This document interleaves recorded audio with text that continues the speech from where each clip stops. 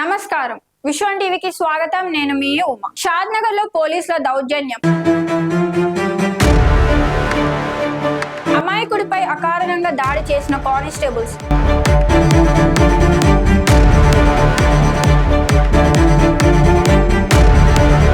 కంటి చూపు మందగించి తీవ్ర గాయాల పాలైన బాధితుడు.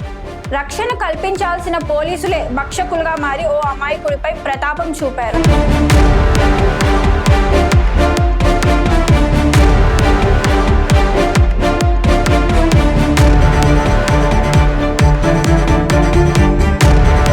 ఎటువంటి తప్పు చేయకపోయినా కేవలం తమ వైపు చూశాడన్న నెపంతో ఇద్దరు కానిస్టేబుళ్లు రెచ్చిపోయారు. బాధితుడిని నిర్బంధించి ఊరి బయటకు తీసుకెళ్లి విచక్షణారహితంగా కొట్టిన ఘటన షాద్నగర్ పట్టణంలో సంచలనం సృష్టిస్తుంది. ఈ దాడిలో బాధితుడి కంటి చూపుకు తీవ్ర ముప్పు ఏర్పడే పరిస్థితి నెలకొంది. ఘటన వివరాల్లోకి వెళ్తే, ఇప్పల్లపల్లికి చెందిన కుమ్మరి వెంకటేష్ అనే వ్యక్తి బోరు మెకానిక్ గా పనిచేస్తూ జీవనం సాగిస్తున్నాడు. నిన్న సాయంత్రం పట్టణంలోని పరిగి రోడ్ లో గల శక్తి వైన్స్ వద్ద మద్యం కొనుగోలు చేసేందుకు వెళ్లాడు. అదే సమయంలో అక్కడికి పెట్రోలింగ్ వాహనం రాగా వైన్ షాప్ యజమాని పోలీసులకు ఒక కవర్ ని అందజేశాడు. ఈ దృశ్యాన్ని వెంకటేష్ గమనించాడు. తమ వైపు చూస్తున్నాడన్న కోపంతో పెట్రోలింగ్ కానిస్టేబుల్ శ్యామ్ భీమయ్యలు అతడిపై బూతులతో విరుచుకుపడ్డారు. ఆ వైపు ఏం చూస్తున్నావురా, ఎవడ్రా నువ్వు అంటూ వెంకటేష్ చెంపలు వాయించారు. అంతటితో ఆగకుండా అతడిని బలవంతంగా పోలీసుల వాహనంలో ఎక్కించుకొని ఆజీపల్లి రోడ్డులోని నిర్మానుష ప్రాంతానికి తీసుకెళ్లారు. అక్కడ